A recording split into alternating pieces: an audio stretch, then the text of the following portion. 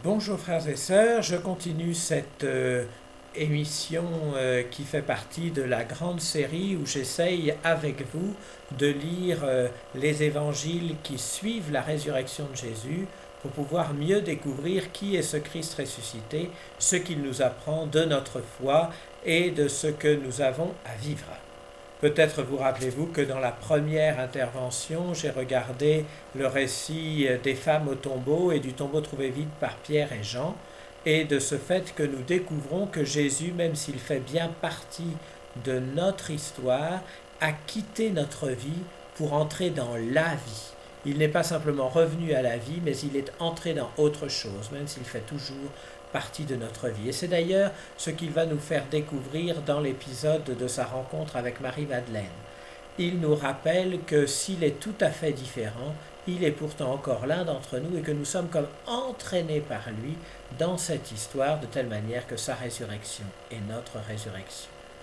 Ensuite, nous avons cheminé avec les disciples d'Emmaüs et nous avons vu que Jésus est celui qui se fait proche, celui qui accomplit les Écritures, mais mieux encore, celui qui ouvre notre cœur et notre intelligence à ces Écritures de telle manière que nous puissions le recevoir et qu'il puisse se manifester, se révéler, plus que se montrer. C'est ce qu'il fait aussi avec les disciples dans la 4e rencontre que nous avons eue, je vous ai expliqué ça. Il se révèle aux disciples en leur donnant tout. Il leur donne d'abord la paix, ensuite l'Esprit Saint et finalement le pouvoir de pardonner les péchés. Il se montre ainsi le Seigneur miséricordieux qui est venu nous arracher à la mort et au péché. Ensuite, nous avons pu regarder l'épisode avec Thomas et découvrir comment le Seigneur se révèle à lui d'une autre manière, en lui montrant qu'il sait à l'avance ce dont il a besoin, en répondant à ses demandes et en l'emmenant plus loin. Avec beaucoup de délicatesse, il le prend là où il est pour l'emmener plus loin, plus haut, faire de lui le témoin du ressuscité. Et puis cette délicatesse de Jésus, elle se révèle par extraordinaire encore plus au bord du lac avec la pêche miraculeuse. Jésus reprend les signes qu'il a déjà donnés aux disciples, mais il les emmène plus loin. Il leur montre qu'il ne leur en veut pas ni de leur incompréhension, ni de tout leur reniement, mais qu'au contraire, il vient les chercher, il les accueille, il leur donne des signes et des moyens pour pouvoir entrer dans cette révélation. Il nous appelle ainsi à regarder autour de nous pour pouvoir voir et comprendre ce qu'il nous donne et comment il nous comble.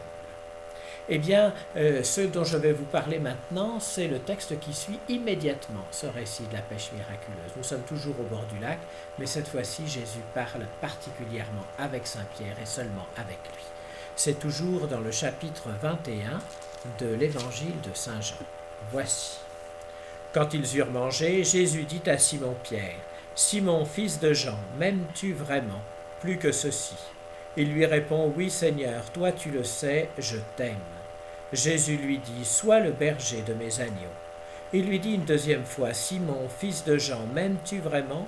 Il lui répond, « Oui, Seigneur, toi tu le sais, je t'aime. » Jésus lui dit, « Sois le pasteur de mes brebis. » Il lui dit une troisième fois, « Simon, fils de Jean, m'aimes-tu » Pierre fut peiné parce que la troisième fois Jésus lui demandait, « M'aimes-tu » Il lui répond, « Seigneur, toi tu sais tout, tu sais bien que je t'aime. » Jésus lui dit, « Sois le berger de mes brebis. » Amen, amen, je te le dis, quand tu étais jeune, tu mettais ta ceinture toi-même pour aller là où tu voulais.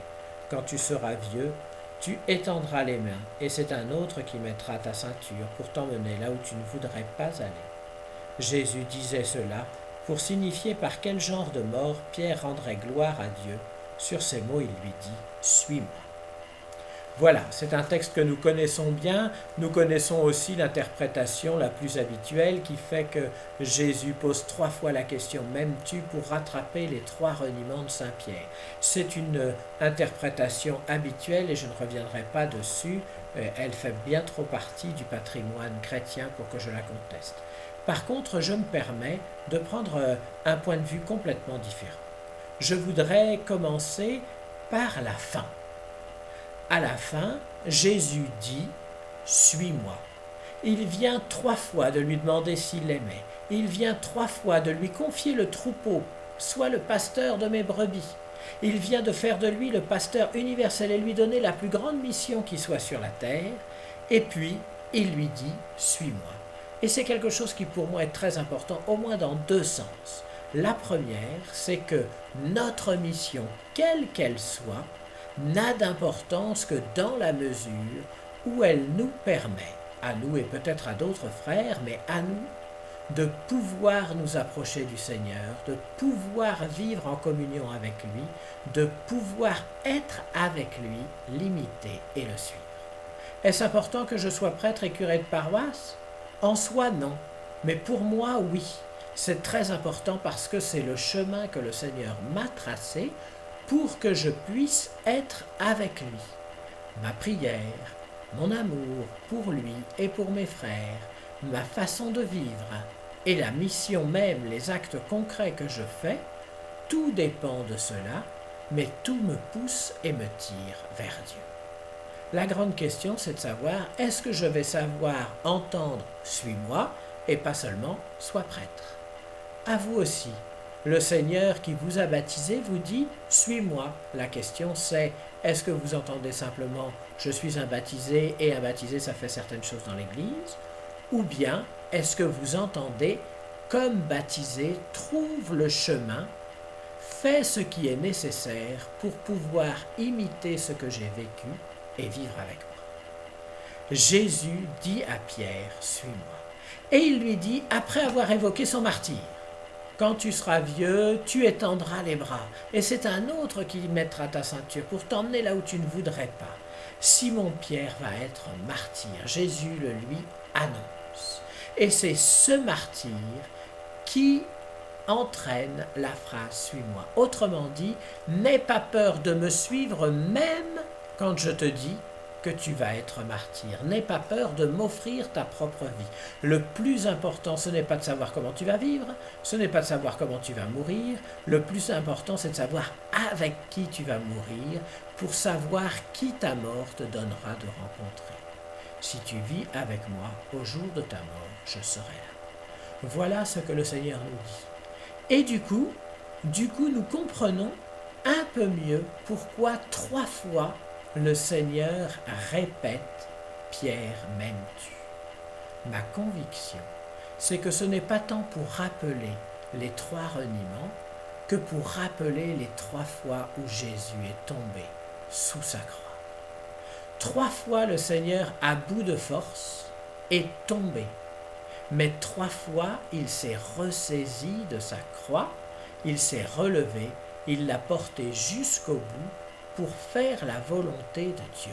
Ce sont des actes d'amour extraordinaires où celui qui est tout-puissant, infini et fils de Dieu accepte d'être faible, pauvre, bafoué, où il se saisit de l'instrument même de la passion, de l'instrument même de son humiliation, pour pouvoir montrer au Père jusqu'où il est prêt à aller, à se donner et à l'aimer. De la même manière, Jésus invite 3 fois Simon-Pierre à redire son amour, à prendre à bras le corps cette obligation, ce devoir et en même temps ce choix qu'il a fait d'aimer Jésus jusqu'au bout. Et 3 fois, il va le dire. La première fois spontanément, la deuxième fois en y réfléchissant, la 3e fois dans la tristesse parce qu'il a peur que ce soit mis en doute, mais toujours il reprend cette décision de dire « Oui Seigneur, je t'aime ». Comme 3 fois en ressaisissant la croix, le Seigneur a dit « J'aime ce monde et je veux le sauver, j'aime mon Père et je veux faire sa volonté ».